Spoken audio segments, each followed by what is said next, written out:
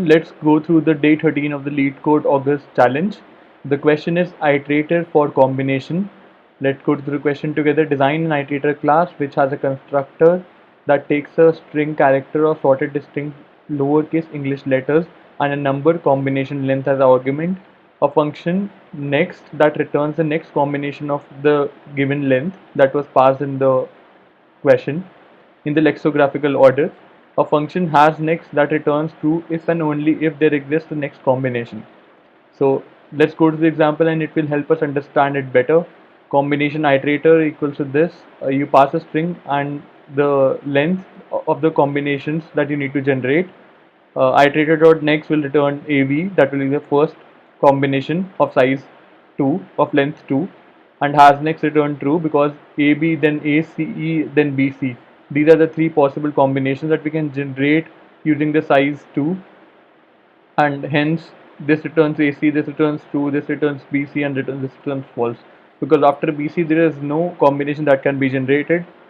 So how are we going to solve this question? So now comes the fun part. Let's discuss the algorithm that we are going to use to solve this question. This is the same input set that was given in that example. The input string is ABC and length is true. So what we are going to do is, using this string, we'll generate all the possible combinations of given length. We will use the backtracking technique to generate all the combinations. And the combinations will be like as follows: A, B, A, C, B, C. We will be storing this result in a priority queue. Hence, as we generate these combinations, we'll be adding it in the priority queue. Since the string was sorted in lexicographical order, we don't need to worry about the order in the priority queue. It will be automatically handled by the priority queue. So this will be AB, then comes AC, and then comes BC. And for each has next call, we'll check whether the queue is empty or not, and return the result appropriately. And for each next call, we'll just pull up from the priority queue. So I think I explained the algorithm clearly, and let's try and code this up. So let me just define our priority queue. Priority queue of type string. Let me just call it PQ.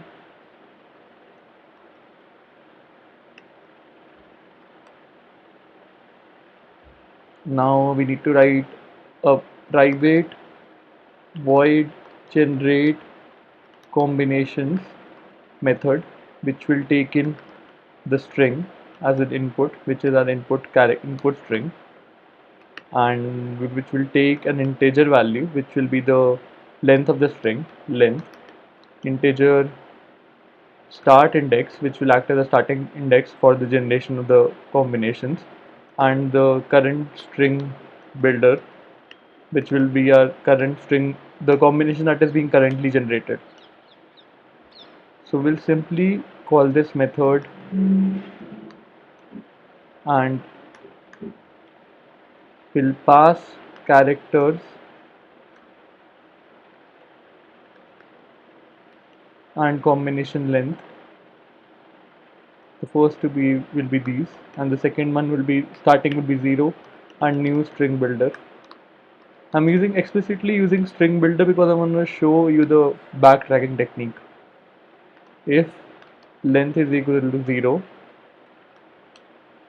you'll add the result return, and you'll add the current string in the priority queue, current str dot to string. You need to convert it into string, and then a for loop for generation will be starting from the start value, start index. Will be going till input dot length minus length, and we'll be iterating further. Current str dot append input dot char at I. Again call this generation method, input comma len minus 1 I plus 1 current str, and we'll just remove the last character that we appended. So this will be delete char or something. Delete character at, it means delete character at this index. So input, no, char str dot length -1, and this should be good. Return next, has next. We'll call has next first, just to check whether it has next or not. And if it has, we'll return pq.poll, else return null, return pq dot is empty check, or we can do a size check, explicit check, is greater than 0 or not. If it is greater than 0, then it's good. Let me just run this code now.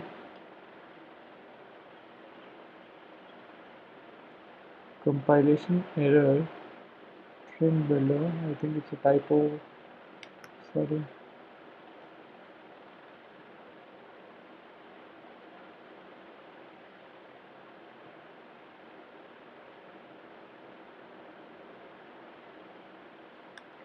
I think there's another method known as setLength, I'm forgetting the name. So it worked.